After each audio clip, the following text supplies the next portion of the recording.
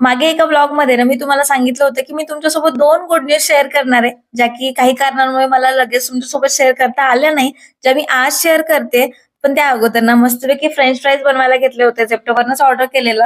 कारण आज रिद्वीचे फ्रेंड्स येणार होते. छोटीशी पार्टी होती. मग त्यासाठी म्हटलं जेवण तर बाहेरून ऑर्डर करणार होतो, पण थोडंसं आल्यानंतर मुलांना चटपटीत काहीतरी खायला हवं म्हणून फ्रेंच फ्राईज बनवत होते. आणि रिद्वी तर लिटरली 1-1.5 तास अगोदरपासूनच रेडी होऊन अशी वाट बघत होती, की कधी ते येतील. आणि गुड न्यूज सांगायची झाली तर ती अशी, की आम्ही या घरातून शिफ्ट होतोय. आता तुम्ही म्हणणार किती वेळा शिफ्टिंग करता? तर यावेळी मुंबईतल्या मुंबईतच नाही किंवा सिटी टू सिटी नाही, तर directly state to state shifting होते. आणि आम्ही कुठे जातोय ना, हे नक्कीच तुम्हाला येणाऱ्या ब्लॉग्समध्ये बघायला मिळेलच.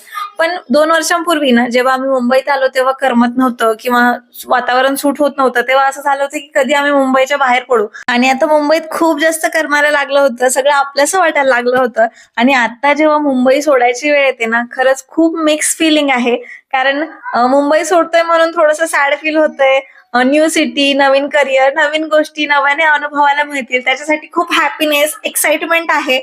सो असं काही आमचं चाललंय.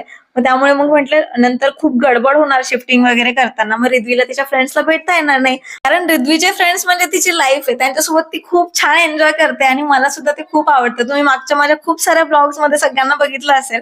तर आम्ही सगळे भेटलो, छान लंच वगैरे घेतला, मुलांनी डान्स वगैरे केला. इतका दंगा, इतकी मस्ती, की आम्हाला बोलायला वेळ सुद्धा मिळाला नाही. कुठे 2-3 तास निघून गेले ना समजलं सुद्धा नाही. फ्रेंड्स सोबत एन्जॉय केल्यानंतर रिद्वीचं तर असं म्हणणं होतं, की आपण मुंबई सोडून जातोय ना, एक तर आपण फ्रेंड्सला सोबत घेऊन जाऊ, नाहीतर आपण जायलाच नको. त्यानंतर छान फोटोज क्लिक केले. आम्ही कुठे जातोय यासाठी नेक्स्ट व्लॉग नक्की बघा. बाय.